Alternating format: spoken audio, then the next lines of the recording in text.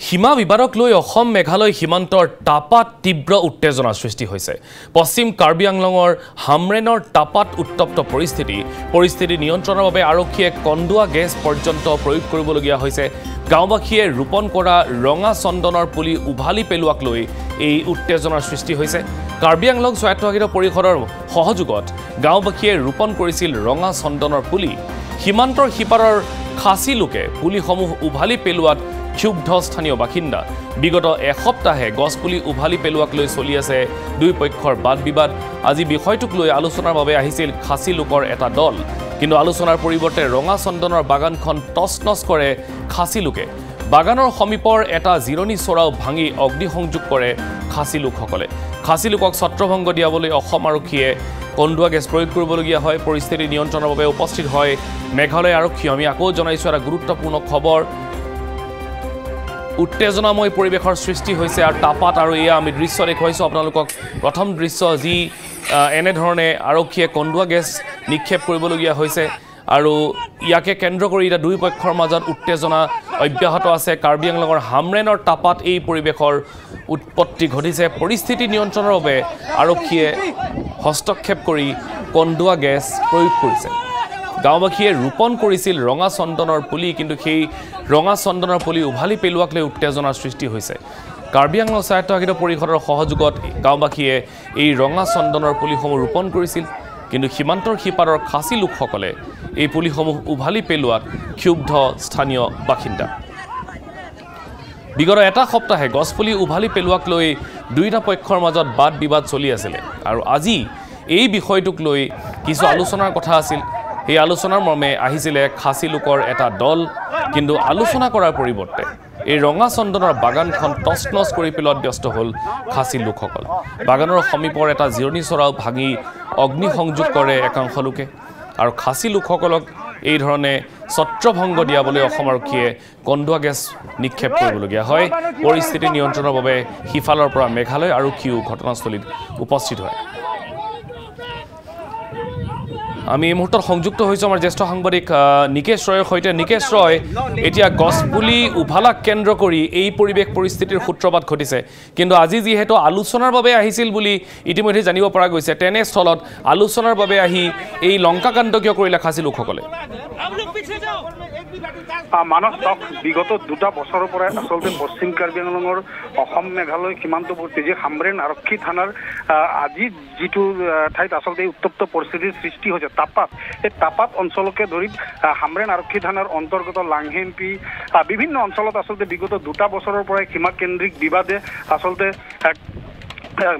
সীমান্তৱৰ্তী মেঘালয় বা অসমৰ মানুহৰ মাজত যুঁজুধান ৰূপ ধাৰণ কৰি আহিছে। আৰু বিগত এটা সপ্তাহৰ পৰা আচলতে এই সীমান্তৱৰ্তী অসমৰ এই টাপাত নামৰ অঞ্চলটোত কাৰ্বি আংলং স্বায়ত্তশাসিত পৰিষদৰ সহযোগত স্থানীয় কাৰ্বি লোকসকলে তাত আচলতে ৰঙা চন্দনৰ এটা বাগিচা তেওঁলোকে তৈয়াৰ কৰিছিল, আৰু বাগিচাটোত তেওঁলোকে সহস্ৰাধিক ৰঙা চন্দনৰ পুলি ৰোপণ কৰিছিল। আৰু এই অঞ্চলটোকেই কিন্তু সীমান্তৰ সিপাৰৰ খাচীয়া লোকসকলে তেওঁলোকে মেঘালয়ৰ অন্তৰ্ভুক্ত বুলি দাবী কৰি আহিছে, আৰু এই অঞ্চলটোৰ তেওঁলোকে আচলতে মেঘালয়ৰ অন্তৰ্ভুক্ত বুলি দাবী কৰি অহাৰ লগতে খাচীয়া লোকসকলে লাপাং আপ বুলি এই অঞ্চলটোৰ নামাকৰণ পৰ্যন্ত তেওঁলোকে কৰিছে। আৰু এই অঞ্চলটোকেই তেওঁলোকৰ ভূমিৰ অন্তৰ্গত বুলি দাবী কৰি এই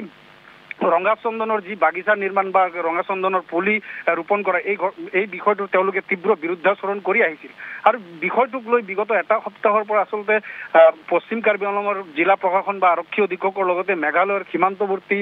পশ্চিম জয়ন্তীয়া শিলচৰ আৰক্ষী অধীক্ষক উপায়ুক্ত পৰ্যায়ত আলোচনাও অনুষ্ঠিত হৈছিল। আৰু বিগত মাত্ৰ যোৱা সোমবাৰৰ দিনটোত আচলতে অসমৰ পাৰ্বত্য জিলাৰ যিগৰাকী আৰক্ষী মহানিৰ্দেশক শিৱ প্ৰসাদ গাঞ্জাৱালায়ো ঘটনাস্থলী আচলতে পৰিদৰ্শন কৰি আহি সীমান্তৰ এই অঞ্চলটোৰ পৰিস্থিতিৰ বুজ লৈছিল। আৰু তাৰ পিছতে আচলতে আজি প্ৰশাসনিক বা আৰক্ষী অধীক্ষক পৰ্যায়ৰ বৈঠকৰ পিছতে আজি এই অঞ্চলটোত সীমামূৰীয়া দুইটা অঞ্চলৰ আচলতে অসম আৰু মেঘালয়ৰ দুইটা সীমামূৰীয়া অঞ্চলৰ ৰাইজৰ মাজত এটা আলোচনাৰ অনুষ্ঠিত হোৱাৰ কথা আছিল। আৰু এই আলোচনাৰ বাবে আচলতে আমি যি তথ্য লাভ কৰিছোঁ, মেঘালয়ৰ খাচী ছাত্ৰ সন্থা জয়ন্তীয়া ছাত্ৰ সন্থাৰ নেতৃত্বত কেইবাটাও সংগঠনৰ আচলতে সদস্যসকলে বা স্থানীয় গাঁৱৰ লোকসকল মেঘালয়ৰ তেওঁলোকে অসমৰ টাপাত সীমান্তৱৰ্তী টাপাত অঞ্চলটোত উপস্থিত হৈছিল। কিন্তু আলোচনাৰ পৰিৱৰ্তে তেওঁলোকে এই সমগ্ৰ বাগানখনত প্ৰৱেশ কৰি তেওঁলোকে লাঠিৰে তেওঁলোকে ৰঙা চন্দনৰ পুলিসমূহ তেওঁলোকে আচলতে উঘালি পেলাই আৰু সমগ্ৰ বাগানখন তেওঁলোকে এক প্ৰকাৰ টচ নচ কৰি বাগানখনৰ সমীপৱৰ্তী এটা জিৰণিচৰাত তেওঁলোকে সকল লোক আলোচনাৰ বাবে আহিছিল নিকেশ যিসকল লোক মেঘালয়ৰ পৰা আলোচনাৰ বাবে আহিছিল বা খাচী লোকসকল আহিছিল তেওঁলোক কোনোবা প্ৰশাসনৰ প্ৰতিনিধি নে তেওঁলোকে সেই অঞ্চলৰ বাসিন্দা কোন হয় এওঁলোক চাওক মানস ইতিমধ্যে উল্লেখ কৰিছে যে প্ৰশাসনিক বৈঠকৰ পিছত আজি আচলতে সীমামূৰীয়া দুইটা অসম আৰু মেঘালয়ৰ দুইটা অঞ্চলৰ সাধাৰণ গাঁৱৰ ৰাইজৰ মাজত এক আলোচনা অনুষ্ঠিত হোৱাৰ কথা আছিল আৰু যিসকল লোক আজি মেঘালয়ৰ সীমাৰ সিপাৰৰ পৰা তেওঁলোক অসমৰ এই টাপাত নামৰ অঞ্চলটোত আহিছিল তেওঁলোক মেঘালয়ৰ সীমান্তৱৰ্তী অঞ্চলৰ তেওঁলোক সাধাৰণ গাঁওবাসী আৰু তেওঁলোকে আহি এই ঘটনাটো আচলতে সংঘটিত কৰাৰ পিছত নিকেশ চাওক এতিয়া যদি তেওঁলোকে আলোচনা কৰিবলৈ আহিছিল আৰু তাৰ পাছত তেওঁলোকে এই ধৰণে গছপুলিসমূহ তাৰ পৰা উভালি পেলাই তেওঁলোকে অগ্নিসংযোগ কৰিছে জিৰণিচৰাত এই সকলটো দুষ্কৃতিকাৰী মানক ক'ব লাগিব যে এইসকল আচলতে তেওঁলোকে আলোচনাকাৰীৰ ৰূপত আহি তেওঁলোকে যি ঘটনা আচলতে যি কৰ্মকাণ্ড বা যি তেওঁলোকে আচলতে কাণ্ড সংঘটিত কৰে তাৰ পিছত কিন্তু তেওঁলোকক কাৰ্বি আংলং প্ৰশাসনে হওক বা অসম আৰক্ষীয়ে হওক তেওঁলোকক কিন্তু দুষ্কৃতিৰ ৰূপতে তেওঁলোকক বিবেচিত কৰিছে আৰু তেওঁলোকক ছত্ৰভংগ কৰাবলৈ কন্দুৱা গেছ নিক্ষেপ কৰাৰ লগতে বৃহৎ পৰিমাণৰ অসম আৰক্ষীৰ জোৱান হামৰেন আৰক্ষী অধীক্ষক ইন্দ্ৰনীল বৰুৱাৰ নেতৃত্বত এটা বিশাল আৰক্ষী বাহিনী এই মুহূৰ্তলৈকে সীমান্তৱৰ্তী টাপাত অঞ্চলত এতিয়া কেনেকুৱা পৰিস্থিতি নিকেশ ৰয় কাৰোবাক আটক কৰিবলৈ সক্ষম হৈছে নে আৰক্ষীয়ে আমাৰ মানসক ঘটনা সন্দৰ্ভত আৰক্ষীয়ে কোনো লোককে আচলতে তাত আচলতে তেওঁলোকে আটক কৰিব পৰা নাই আৰু ঘটনাৰ এই পৰিস্থিতিৰ উদ্ভৱ হোৱাৰ লগে লগেই সীমান্তৰ সিপাৰৰ পৰা মেঘালয়ৰ আৰক্ষীও এটা দল আহি ঘটনাস্থলীত উপস্থিত হৈছিল আৰু তেওঁলোকে নিজৰ যি ৰাজ্যৰ সীমান্তৱৰ্তী যিসকল খাচীয়া লোকসকল আছে তেওঁলোকক বুজাই পৰাই মেঘালয়ৰ সিপাৰলৈ পঠিওৱাত সক্ষম হৈছে আৰু যাৰ ফলত অসম আৰক্ষীয়ে কিন্তু এই মুহূৰ্তলৈকে কাকো আটক কৰা নাই কিন্তু পৰিস্থিতি পুনৰ যাতে পৰিস্থিতিৰ অৱনতি নঘটে তাৰ বাবে সীমান্তত এক প্ৰকাৰ যুদ্ধংদেশী ৰূপত অসম আৰক্ষীয়ে অৱস্থান কৰি আছে মানস নিকেশ ৰয় এতিয়া নিশাৰ ভাগত যিহেতু এতিয়া আন্ধাৰ নামি আহিছে গতিকে নিশাৰ ভাগত যে এই সকল দুষ্কৃতিকাৰী আহি আৰু পৰিস্থিতিৰ বিঘ্নিত নকৰিব তাৰ কোনো সঠিকতা নাই এতিয়া এই ক্ষেত্ৰত অসম আৰক্ষীয়ে তাতে কাৰোবাক নিয়োজিত কৰিছে মানস চাওক আপুনি সঠিকভাৱে উল্লেখ কৰিছে যে পূৰ্বেও যি সীমান্তত যিসমূহ বিক্ষিপ্ত ঘটনা ঘটিছিল তাৰ পিছত কিন্তু দেখা গৈছিল যে নিশাৰ ভাগত সীমান্তৰ সিপাৰৰ একাংশ খাচীয়া দুষ্কৃতিকাৰী আহি অসমৰ ভিতৰত প্ৰৱেশ কৰি তেওঁলোকে বিভিন্ন আচলতে তেওঁলোকে ঘটনা সংঘটিত কৰিছিল আৰু যাৰ ফলত আজিৰ ঘটনাটোৰ পিছতেই সীমান্তৱৰ্তী সম্পূৰ্ণ অঞ্চলটোত পশ্চিম কাৰ্বি আংলঙৰ আৰক্ষী অধীক্ষক ইন্দ্ৰনীল বৰুৱাৰ নেতৃত্বত আৰক্ষী অৰ্ধসামৰিক বাহিনীৰ এটা বিশাল দল তাত সষ্টম হৈ আছে আৰু নিশাও তেওঁলোকে সমগ্ৰ অঞ্চলটোত তেওঁলোকে তাতে নিয়োজিত হৈ থাকি পহৰাৰো ব্যৱস্থা কৰিছে গতিকে এই মুহূৰ্তত ক'ব পাৰি যে আৰক্ষী সষ্টম হৈ আছে যাতে কোনো ধৰণৰ বিক্ষিপ্ত ঘটনা নিশাৰ ভাগত সংঘটিত নহয়